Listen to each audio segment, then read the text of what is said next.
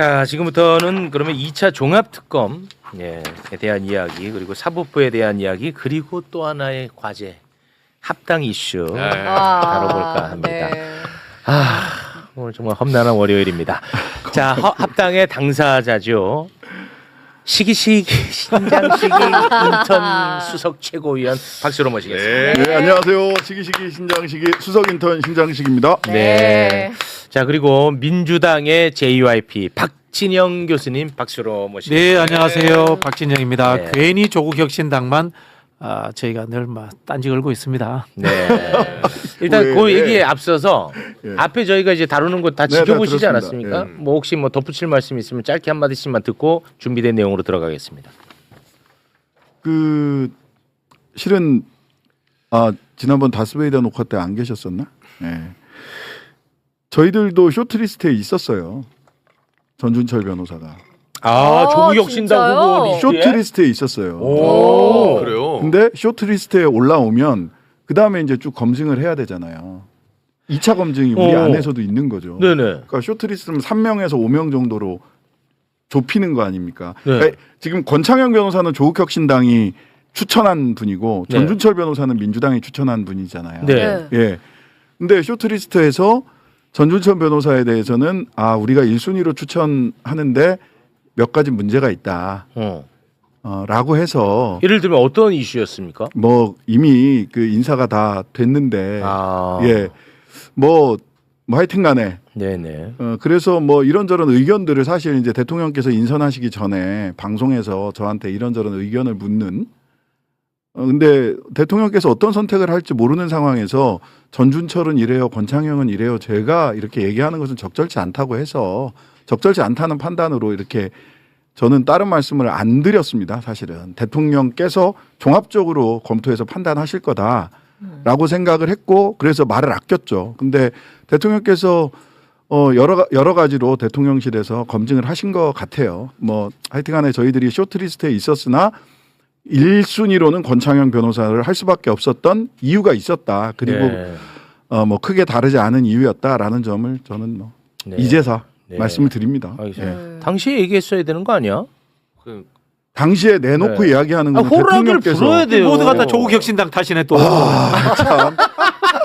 우리는 검증을 했다니까. 우리는 검증을 했어요. 네네네. 근데 아무튼 뭐 조심스러운 부분은 있었다. 예. 네, 알겠습니다. 검증을 했어요. 네. 검증을 했고 그래서 1순위에서 저 쇼트리스트에 있었지만 1순위로 권창현 변호사를 올렸다는 거죠. 네, 알겠습니다. 그래서 우리 박진영 교수님. 죄송합니다. 뭐 당내 내분이 일어나니까 자꾸 이제 외부에 있는 조국혁신당 탓으로 돌릴 수밖에 없습니다. 조국혁신당이 그러면 이야기를 해줬어야지. 그렇지. 유당이라고 하면서 왜 이야기를 안 해? 아니 그건 맞아. 근데 네. 당에다가 얘기를 해야 할 필요가 있습니까? 딴 쪽으로 말씀을 드려야지. 근데 그 특검을 개인이 추천한다는 건 말이 안 되고요. 그리고 여당일 경우에는 이거 공식 추천되기 전에 정부에다가 슬쩍 한번 물어봤어야죠. 그런 절차가 없었다는 거 아닙니까? 이른바 수면이야 정치가 존재하지 않았다는 거 아닙니까?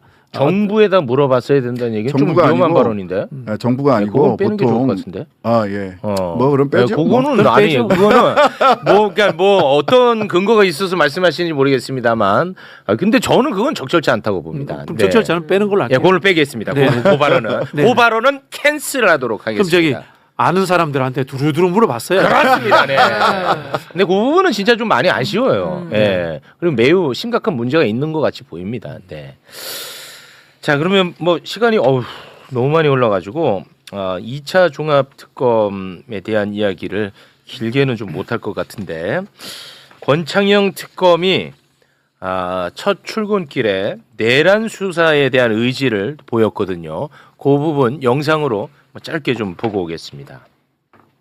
여전히 국민들의 기대에 미치지 못하고 있고 그다음에 자녀 사건이라든지 처리하지 못한 사건에 대해서 국민들의 어떤 그 기대가 크기 때문에 2차 특검이 출범된 것으로 알고 있습니다. 첫 번째로 해야 될 것은 아직 내란이라든지 계엄에 가담한 행위 전반에 대해서 밝혀지지 못한 사실이 많기 때문에 철저한 사실 규명을 먼저 하는 것이 가장 필요하다고 생각합니다. 기존 특검했던 사실을 그대로 답습하는 것이 아니고 제로 베이스에서 다시 검토할 겁니다. 전 베이스에서 메시지는 그냥 깔끔하죠. 제 입맛에 딱 맞았어요. 메시지는. 네. 다 그렇게 추천한 이유가 있는 거죠.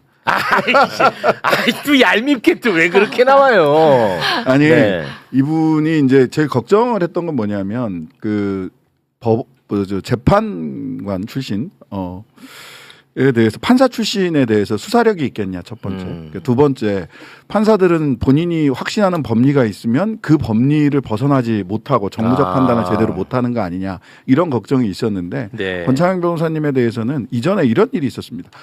그 박범계 장관 시절에 중대재해처벌법 관련해서 특별수사팀 그 검사장으로 실제로는 인사를 하려고 했었어요. 권창현 변호사를. 그러니까 수사 능력을 박범계 장관 때 다 인정을 했던 분이에요. 그랬는데 검찰 내부에서 반발이 굉장히 심했던 거예요. 판사 출신을 중대재해법 검사장으로 한다고? 전담 검사장으로 한다고? 그래서 이거 어떡하지?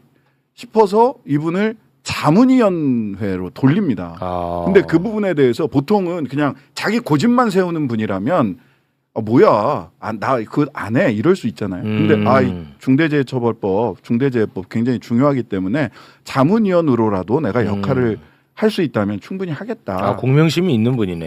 예. 그래서 박 장관님하고 박범계 장관님 시절에 그런 부분들이 그냥 뭐 판사 출신 소위 독고다이 이런 거는 없다는 거예요. 이런 거 없고 필요한 일을 내가 할 수 있는 자리에서 충분히 한다라고 하는 마인드는 굉장히 분명하신 분이다. 네, 예. 알겠습니다. 혹시 뭐 두 분이 2차 종합특검 관련해 가지고 뭐 주목하는 부분이라든지 강조하고 싶은 부분이 있으면 한 마디씩 들으면서 다음 주제로 좀 넘어가겠습니다. 저는 자꾸 말씀드리지만 대통령실입니다. 대통령실. 윤석열 대통령실에 그렇죠. 이걸 총괄 기획자가 내부에 분명히 있어야 됩니다. 네. 노상원 한 사람이 이걸 기획했다는 것은 말이 되지 않습니다. 그렇습니다. 네. 김태호 쪽으로 지금 접근을 해보는 게 어떻겠느냐는 말씀 같이 들리네요. 네. 대답 안 하시는데요. 대답이 없어.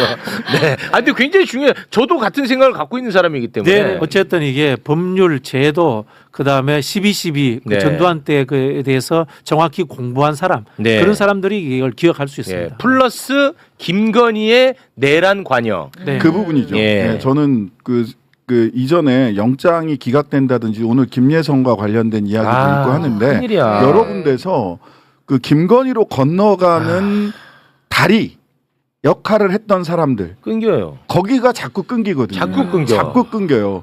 그러면 이 부분을 어떻게 그 김건희로 건너가는 다리를 확실히 수사를 해서 김건희로 확실하게 그 법리상 사실관계상 김건희로 넘어갈 수 있을 거냐. 네. 이게 제일 관심사입니다. 이게 참 큰일입니다 지금. 지금 나오는 뉴스로는 김건희 공천 청탁 관련해서 김상민 있잖아요. 김상민 전 검사. 김상민도 무죄. 와. 그림은 왜 간 거야 그럼 도대체? 불법 정치 자금만 인정되고 나머지는 무죄로 지금 속보가 나오고 있는. 진짜 미치겠다. 제가 다른 것들도 아까 뭐 선대특검 이후에 2차 종합특검이 뭘 봐야 되느냐 부분들을 아까 말씀하셨는데 다 떠났어요. 저는 김건희라고 하는 자의 위치가 어땠느냐를 먼저 규정을 해야 돼요. 그러니까 우리가 그 수사하고 이럴 때 보면 영화에서도 화이트보드에 머리 딱 붙여놓고 그 밑으로 내려가잖아요. 그렇죠. 붙이잖아요.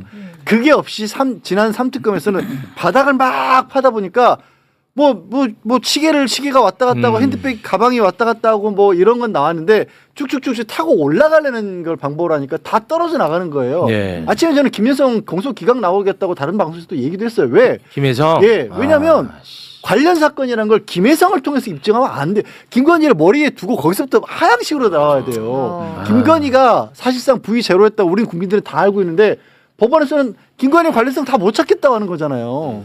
그러니까 이거부터 밝혀야 돼. 머리부터. 이게 김건희 국정농단 사건인데 김건희 뇌물 사건을 통해서 형량을 얼마나 늘릴 것인가 이런 식으로 특검이 접근했다는 거예요. 그 본질에 접근 못한 거죠. 본질에 접근 못한 거다. 그래도 뭐 2차 종합특검은 제로 베이스에서 한다고 하니까 저희가 계속해서 관심을 좀 갖도록 하겠습니다. 네. 이거 지금 곽상도 아들 얘기도 오늘 하려고 준비했는데 뭐 이게 지금 의미가 없네. 다 전체적으로 문제네. 네. 그러니까요. 아니 그 50억 받은 게 그게 그 무죄되고 공소 기각되고 지금 엉망입니다. 아니 50억 받은 거는 명확하다고. 네. 아니 어떻게 근데 이게 뇌물일이 아니래? 그리고 검사가 이번에 보니까 기소를 좀 잘못한 것 같더만. 이게 뇌물이 무죄라고 판결이 났었어요. 그때 뭐라고 하면서 무죄라고 판결을 났는지만 잠깐 좀 보겠습니다. 그거 올려주시겠습니까? 자, 진짜 어이없어. 자, 대리급 직원의 퇴직금으로 50억은 이례적으로 많고 아들 곽 씨가 곽상도 의원의 대리인으로 뇌물을 수수한 것이 아닌지 의심이 든다는 점은 인정이 된다. 다만 결혼해서 이제 독립생계를 꾸린 아들의 경제 상황을 근거로 곽상도 전 의원이 아들의 생활비나 채무를 부담하지 않기 때문에 아들 퇴직금 50억을 곽상도 전 의원이 직접 받은 것으로 평가하기는 어렵다. 곽상도 무죄.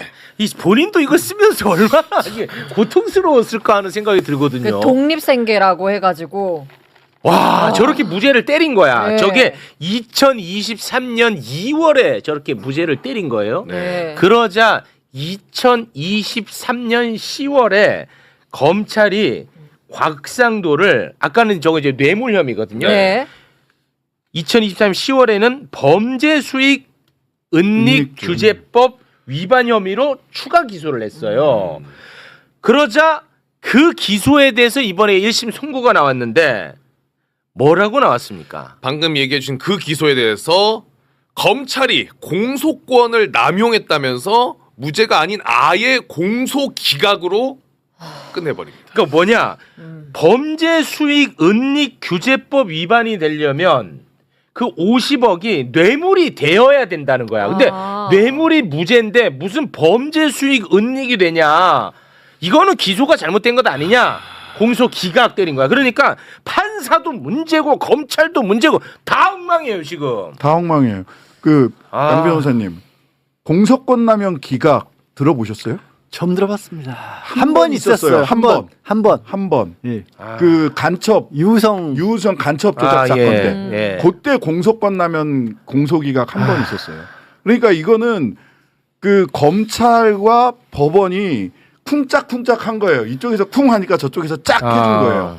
공소권 남용 공소기각이라는 거는 전 지금까지 양 변호사님 딱 지금까지 2번 들어봤어요. 2번. 형사소송법 책에 그냥 시험 준비하려고 봤던 거지 실무에서는 기대를 안 했는데 근데 아까 김여성도 또 공소기각 나왔다는 거 아니에요? 예. 또 오늘 나왔더라고. 왜 그러냐면 아까 말씀드렸다시피 이게 관련 사건이라는 게 나오려면 특검의 관련 사건이라는 게 되려면 김건희라는 사람이 이런 사람이기 때문에 그 집산으로서 했던 김여성에게 엉뚱하게도 지금 대기업이라든가 아니면 큰 금융자본이 투자를 했고 그 돈을 빼돌렸다가 돼야 되는데 전제 조건이 없는 상황에서 갑자기 김여성을 기소하니까 법원 입장에서 봤을 때는 야 니네가 무슨 관할이 있어서 이 사람을 기소를 한 거야 이렇게 된 거고요. 그나마 공소 기각은 여지는 남아 있습니다. 무죄면 오히려 힘든데 이거는 애초에 재판을 넘기기에 잘못됐다기 때문에 수사해서 다시 재판할 수는 있습니다. 네. 아니 그게 이제 뭐가 중요하냐는 생각이 드는 게 지금 사법부에 어떤 흐름이 있는 것 같이 느껴지는 아니, 근데 거예요. 이거는 맥락. 사법부의 흐름도 잘못됐지만 예. 기소가 잘못됐. 특히 기소가 잘못됐어요. 뭐 그렇긴 한 것 같긴 그래서 합니다만. 법 왜곡죄가 지금 본회의에 올라가 있거든요. 그 통과만 시키면 됩니다. 네. 예. 저는 한편으로는 그 민생 살리기 위한 민생 법안들 빨리 빠르게 처리를 해야 되지만 한편으로는 사법 개혁을 위해서 몇 가지 법안들이 법 왜곡죄는 본회의에 지금 올라가 있고요. 네. 법사위를 다 통과해서 그다음에 법원 행정처를 개혁하거나 법관을 늘린다거나 증원한다거나 하는 거는 지금 법사위에 계류돼 있거든요. 네. 이 부분 투트랙으로 그렇습니다. 민생 법안 하고 사법개혁법안 투트랙으로 네. 빠르게 추진해야 빨리 됩니다. 가야 돼. 법 왜곡죄가 없으니까 너무 막 판결을 해요. 진짜. 두려움이 없어요. 막해. 예. 김인택이 보셨죠? 예. 그냥 막해. 그냥 옷도 막 받고 막 95% 세일해가지고 그러니까요. 옷도 받고 명품 옷도 받고 너무 막합니다. 이렇게 하면 안 돼요. 법 왜곡죄 네. 반드시 저는 본회의에 빠르게 상정해서 처리해야 된다고 생각합니다. 그렇습니다. 네. 자, 이제는 또 뭐 안 다룰 수가 없죠. 민주당과 조국혁신당의 합당 문제. 조국 대표가 합당에 대한 결정 시한을 공개적으로 못 박아 버렸습니다. 네. 조국 대표의 영상 잠깐 보고 오겠습니다. 민주당의 다음을 요구합니다. 설 연휴가 시작되는 2월 13일 전까지 민주당의 공식 입장을 결정해 주십시오. 2월 13일까지 공식적이고 공개적인 답변이 없으면 조국혁신당은 합당은 없는 것으로 하겠습니다. 지분이 아니라 대의를 중심에 놓고 큰 정치를 합시다. 네, 2월 13일까지 결정을 하라. 그때까지 결정하지 않으면 합당은 이제 무산이다. 네. 그렇게 이제 공개적으로 입장을 냈습니다. 민주당 같은 경우에는 지금 어떻게 흘러가고 있냐? 어제 합당 관련해 가지고 비공개 최고위원 회의를 열었었고요. 그리고 내일 같은 경우는 이제 의원총회를 합당 관련해서 또 열어 가지고 이야기를 나누고 네. 이제 언론 보도상으로 보면 12일에 민주당의 그 고문들을 만나나 봐요. 정청래 대표가. 네. 그 만남을 하고 결론을 내릴 것 같은 그런 보도가 지금 나오고 있는 것 같은데요. 자, 당사자 두 분이 나와 계시니까요. 당사자. 네. 이제는 뭐가 됐든 빨리 정리해야죠. 이거는 12일 날 네. 고문들 만난다는 것은 제가 봤을 때는 유예로 가겠다라는 흐름인 것 같아요. 이제 안 하는 걸로. 뭐 안 한다라고는 말 못 하고요. 네. 안 한다라고 하면 이게 정치적 판단에서 완전 밀리는 것처럼 해석될 수 있으니까 유예? 예, 논의 중단 또는 유예. 네. 예, 고문들을 만난다는 이야기가 좀 그렇게 해석이 되고요. 네. 근데 그걸 또 왜 또 12일입니까? 조국 대표가 13일로 기한을 정하니까 12일 날 만난다. 이런 느낌이 드니까 이것도 또 오해의 소지가 생겨요. 근데 어. 제 생각에는 12일까지 안 가고 결론을 내리려고 하시는 거 아닌가요? 그런가요? 예. 모르겠어요. 저 보도만 보고 이제 말씀드린 건데. 네. 내일 의총에서 예. 의견을 충분히 의원님들 의견을 듣고 네. 그다음에 수요일 날 10일 날 최고위원회가 있거든요. 그러니까 어제 최고위원회 하면서 11일. 그렇죠. 11일 수요일. 그러니까 내일 의총, 화요일 의총 거기가 민주당이 월수금이 최고위원회거든요. 네. 그러면 수요일 날 최고위원회에서 결정을 하지 않으실까? 근데 하는 고문단 생각도 회의를 들고. 잡아놨다면 고문단 회의까지 예. 가겠죠. 네. 뭐 상임고문 여튼 12일. 이게 뭐 2월 13일, 14일 뭐 발렌타인데이 이런 걸 생각해서 한 건 아니고요. 네. 어쨌든 설 전에 이게 매듭이 지어져야 된다라는 거예요. 이게 양당 지지자들 사실 선수들 그러니까 소위 플레이어들은 막 치열하게 논의를 하더라도 치열하게 치고받고 하더라도 대의를 위해서 이렇게 합시다. 매듭이 지어지면 그 다음으로 갈 수도 있어요. 네. 근데 양당 지지자들 간의 감정의 골이 더 깊어져서는 상처가 너무 커. 상처가 커지면 안 돼, 안 너무 돼. 힘들어집니다. 그리고 지켜보는 국민들도 이제는 피로해질 수 있거든요. 그러니까 설 밥상에 저것들 뭐 하는 거야? 라는 소리가 아니라 네. 그래도 이렇게 일단락을 했네. 네. 그러면 이제 지방선거 어떻게 되지? 라고 이렇게 설밥상에 이슈가 전환돼서 올라가야 됩니다. 네. 그래야 이 국민들의 피로도나 양당 지지자들의 감정의 골을 더 네. 이상 상처를 덧나지 않게 할 수 있지 않겠느냐라는 네. 제안입니다. 그렇습니다. 특검 추천 파동으로 합당 동력은 상실했다. 아, 이렇게 저는 봐도 될 것 같고요. 네. 정청래 대표가 오늘 최고위원회 메시지에서 부동산 메시지를 내더라고요. 네. 그 이야기는 뭐냐면은 이재명 대통령이 주도하는 전국에 따라가겠다라는 네. 본인의 의사를 밝힌 게 아닌가. 네. 뭐 그런 생각이 듭니다. 네. 네. 근데 뭐 이거는 그냥 네네. 여담입니다만 우리 의원님 같은 경우에는 개인적으로 이번에 합당 제안 던지기 전에 네네. 합당에 대해서 좀 부정적인 의견을 갖고 있지 않았었습니까? 저는 제 의견이 제가 중요한 건 지금은 아닌 지금은 것 같고요. 아니지. 네, 지금은 네. 아닌 것 같고요. 왜냐하면 이제 대표에게 예, 이제 예. 일임했으니까. 저는 이 토론이 이렇게 좀 됐으면 좋겠다 네. 싶은 게 있어요. 네. 뭐냐면 우리가 그 이재명 정부 성공 그다음에 내란 세력을 정치적인 링 바깥으로 제도적인 그렇지. 링 바깥으로 몰아내기 위해서 네. 한국 정치가 자 유럽식 모델을 따를 거냐 미국식 모델을 따를 거냐를 한번 고민하는 토론해야 되는 계기라고 생각을 합니다. 네. 말하자면 연합 정치, 다당제 연합 정치로 갈 거냐. 그러려면은 조국혁신당이 따로 있고 또 다른 당도 따로 있고 이렇게 하는 게 좋겠죠. 그렇겠죠. 네. 근데 우리나라는 연합 정치를 하기에는 굉장히 제도상의 어려움이 굉장히 많습니다. 네. 대통령제라고 하는 것도 있고 그다음에 연합 정치를 제도화할 수 있는 뭐 결선 투표제라든지 이런저런 것들이 또 당이 연합을 해서 선거를 같은 기호로 치를 수 있게 돼 있는 이런 것도 없어요. 유럽은 다 그런 게 돼 있단 말이죠. 네네네. 그렇게 갈 건지 네. 아니면 미국처럼 미국 민주당은 사실 빅텐트거든요.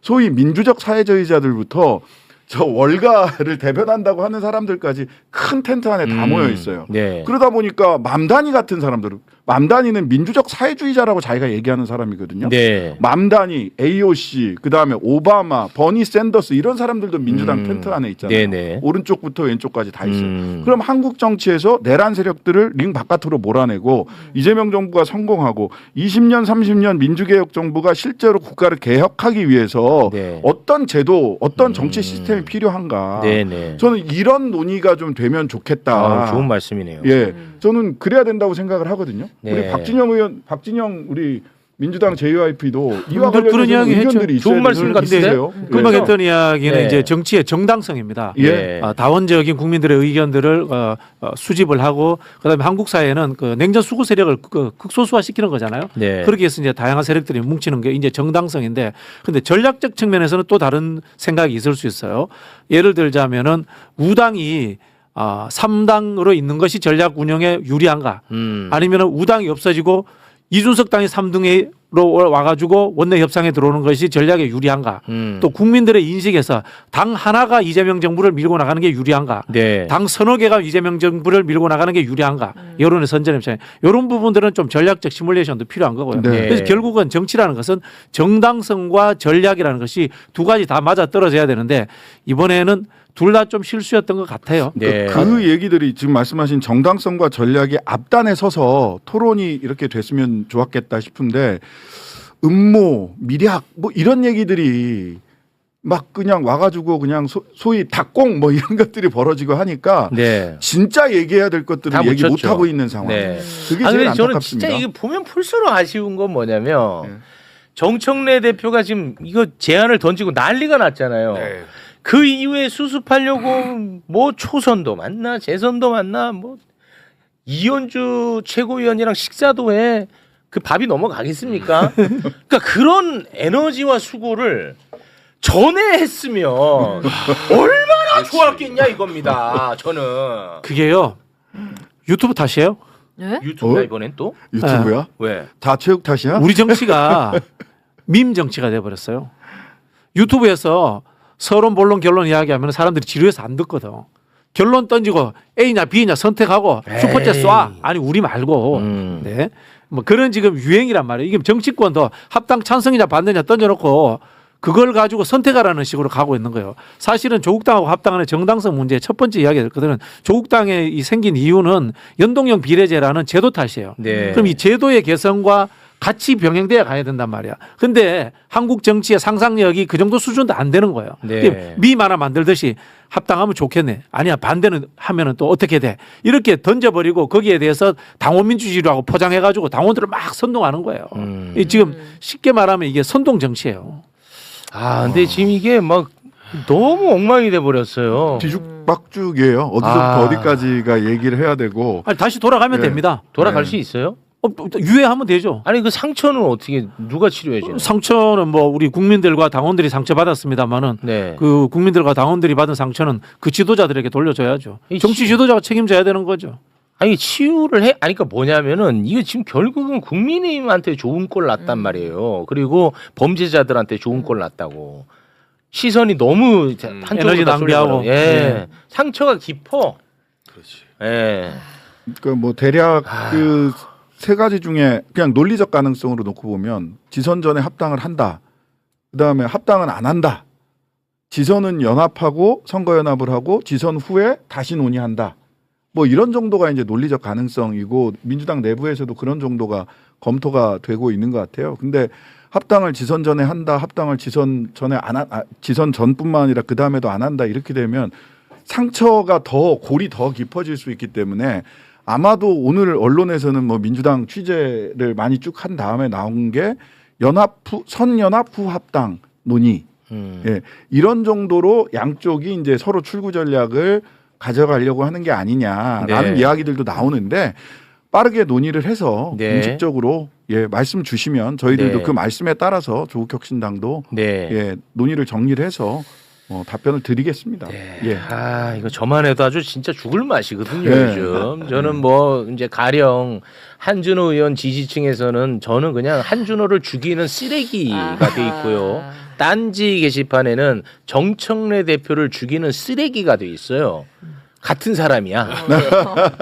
양쪽이 그렇게 보고 있다. 자, 그러면 중립을 잘 지키고 계신다는 아니에요, 얘기네. 그런 건 양쪽 중요하지 다. 않아. 양쪽에서 쓰레기야, 그냥. 예. 아니 왜요? 저는 그 지금 댓글도 보시면 아시겠지만 니들이 안 한다고 하면 되지라고 얘기를 계속 하시는데 우리가 뭐 언제 처음에 하자고 했나? 우리는 선거연합하자 그랬잖아요. 국힘 제로를 위해서 선거연합을 하자. 네. 썸 타자고 얘기를 한 건데.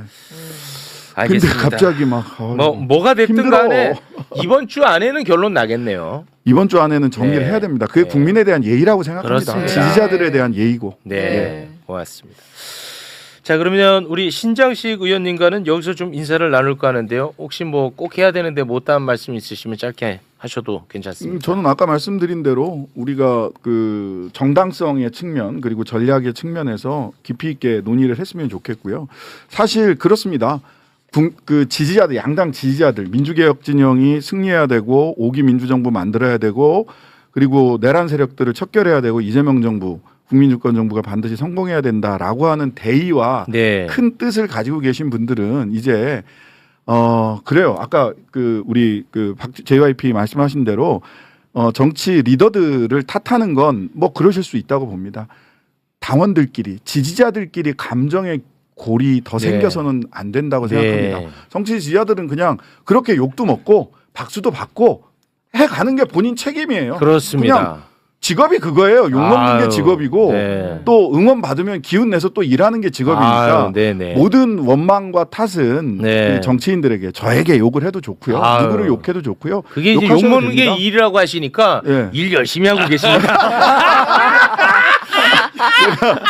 얘기하거든요. 국회의원 네. 수당 중에는 욕먹는 수당도 있다. 네. 그냥 그렇게 받아들여야 된다. 네. 정치 지도자들이 책임져야 될 일이고 네. 나머지 우리 지지자들 간에는 제발 감정의 상처, 앙금 빠르게 좀 털고 네. 똘똘 뭉쳐야 됩니다. 네. 그래야 지방선거 이기죠. 네. 예. 알겠습니다. 하시는 김에 뭐 최욱 씨 욕 먹는 거 제가 욕 먹는 것도 다 가지고 가주시면 감사하겠습니다. 아유, 그럼 원이 없죠.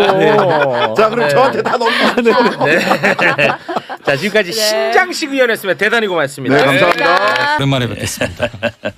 이거부터 여쭤볼 수밖에 없을 것 같은데 법사위원이시잖아요. 그렇습니다. 전준철 변호사 이제 뭐 전준철 변호사를 추천했다라는 사실 자체를 의논하신 겁니까? 아니면 들어보신 겁니까? 전혀 들어보지 못하고 언론 보도를 네. 통해서 알게 됐는데요.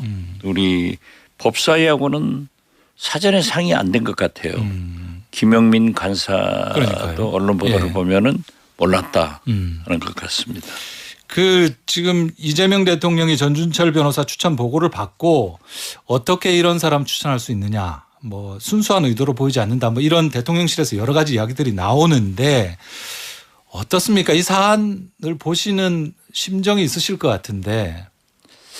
글쎄요, 정치인은 네. 당신의 불행이 나의 행복으로는 오지 않는 것 같아요. 국민의힘이 불행하니까 네. 또 우리 민주당도 불행으로 전이된 것 같은데 전준철 변호사를 추천한 것은 어제 네. 제가 전주에서 이성윤 네. 최고위원 의정보고회에 갔어요. 네. 예. 거기에서도 이성윤 최고위원이 그 자기 지역구 당원들에게 솔직하게 네. 사과를 하던데 좀 정교하지 못한 네. 그런 실수가 아닌가 저는 네. 그렇게 생각합니다. 이 정청래 대표도 뭐 박수현 대변인 입을 통해서지만 어쨌든 뭐 누를 끼쳐서 죄송하다, 송구하다 이런 뜻을 밝혔습니다. 뭐 이 정도 선에서 뭐 마무리 될 수 있을까요? 아니면 이게 합당 문제로 사실은 당청 간의 갈등이 있는 거 아니냐 이런 전망들이 있는 상황에서 지금 이 문제가 불거져서 생각보다 조금 더 갈등이 더 깊어질 수 있지 않느냐 이런 전망도 있던데. 그렇습니다. 엎친 데 덮친 격으로 그러니까요. 이걸까지 함께 오는데 그러니까 오늘 일부러 한 건 아닐 거다 이렇게 보시는 그렇죠. 거죠. 예. 오늘 권력 투쟁으로 네. 그러한 것은 아니다. 저는 그렇게 보는데 네. 오늘 이제 잠시 후 9시에 최고위원 회의가 있기 때문에 네. 예. 정청래 대표도 이 문제에 대해서 말씀하실 거고 네. 이성윤 최고위원도 어떤 표명을 하실 것 같습니다. 그렇겠죠. 예. 말 안 하고 그냥 넘어갈 수는 없을 것 같습니다. 그럴 수는 없죠. 예. 그렇기 때문에 어떻게 됐든 과정이 어떻게 됐든 네. 그 의도는 이제 이성윤 최고위원 말씀 맞다나 윤석열 수사하다가 네.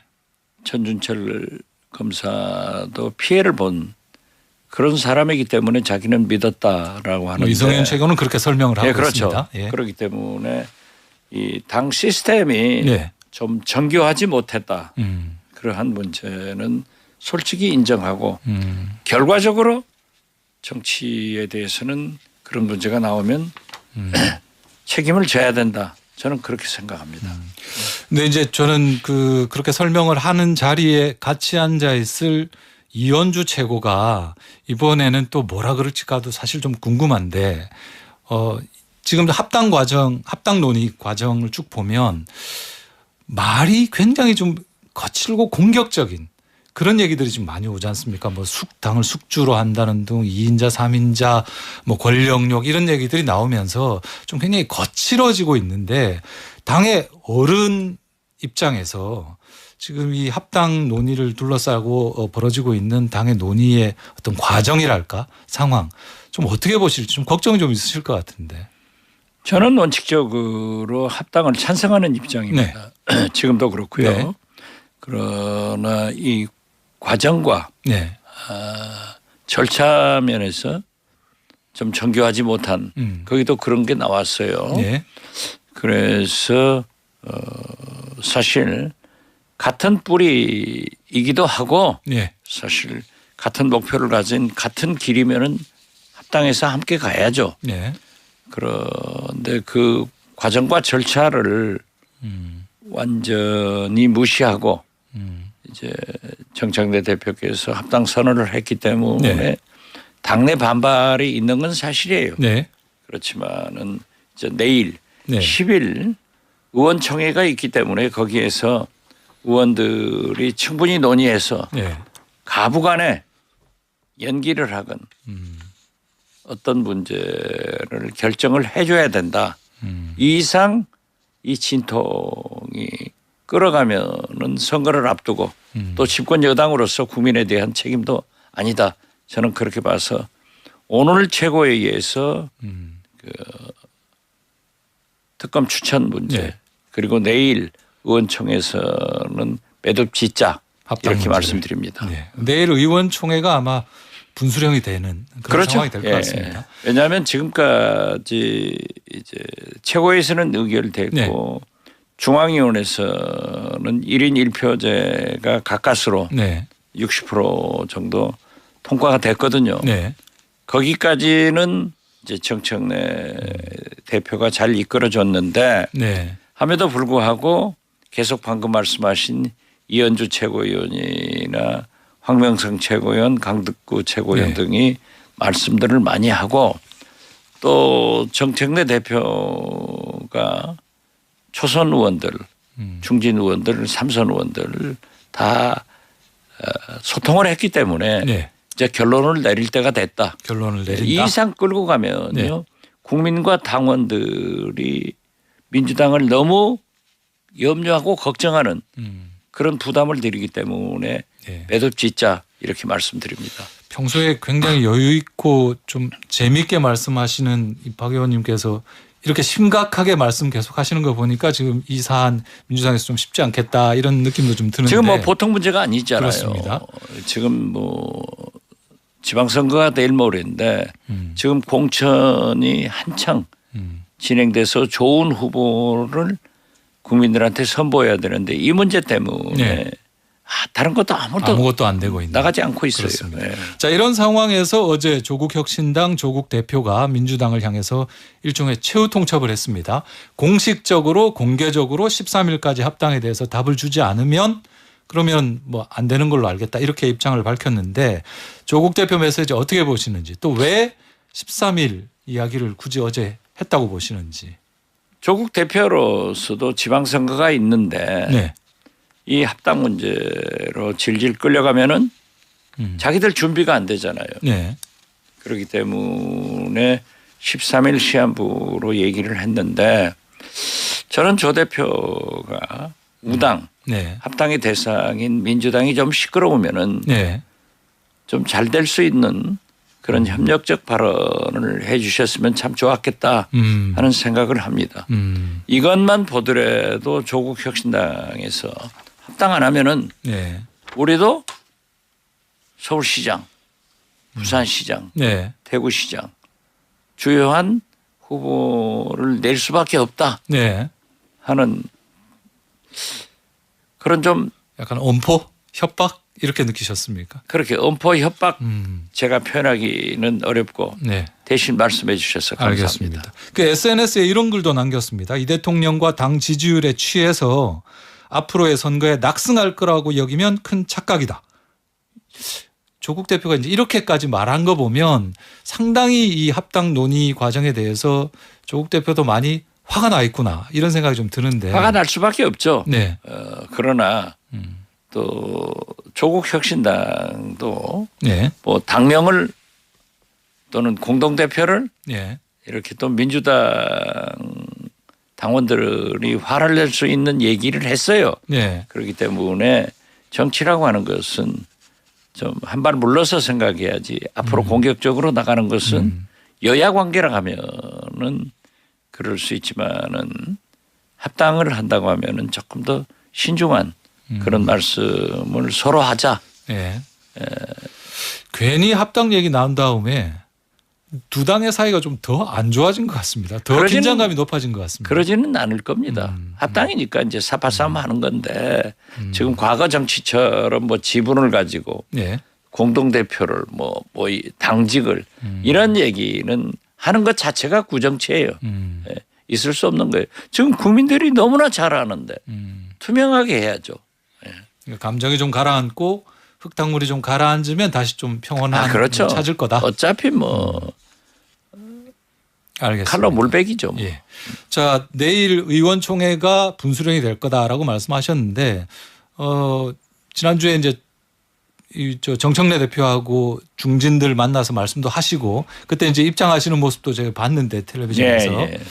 어떻게 말씀하셨어요? 실제로 어떤 이야기가 됐는지 보면 더민초는 합당 지금 하는 거에 대해서 반대한다라고 확실하게 말을 했고 재선 의원들인 더민재는 이제 좀 논의가 엇갈리는 것 같고 중진들이 직접 또 만나셨는데 거기서는 어떤 얘기들 오갔습니까? 저는 이제 방금 말씀하신 금기원래 네. 96번째 하려고 사실은 목요일 저녁 내려가려고 했는데 네.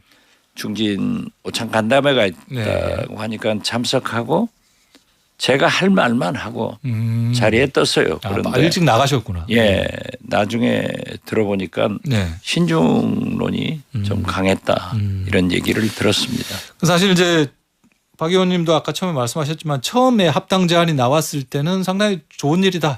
적극 추진하자 그렇죠. 이렇게 예. 말씀하셨다가 당내 논란이 좀 커지면서 조금 더 신중하게 수기의 과정, 소통의 과정이 필요하다 이렇게 말씀을 하셨는데 구경하는 입장에서 언론 입장에서 이렇게 보면 상황이 이렇게 흘러가면 이번엔 좀 힘든 거 아닌가 좀 이렇게 보이거든요. 솔직히. 언론 때문에 잘 안 되는 거예요. 언론 때문에 잘 안 돼. 뭐 당내 거듭 말씀드리지만은 네. 친청 친명 없습니다. 다 친청화돼. 네.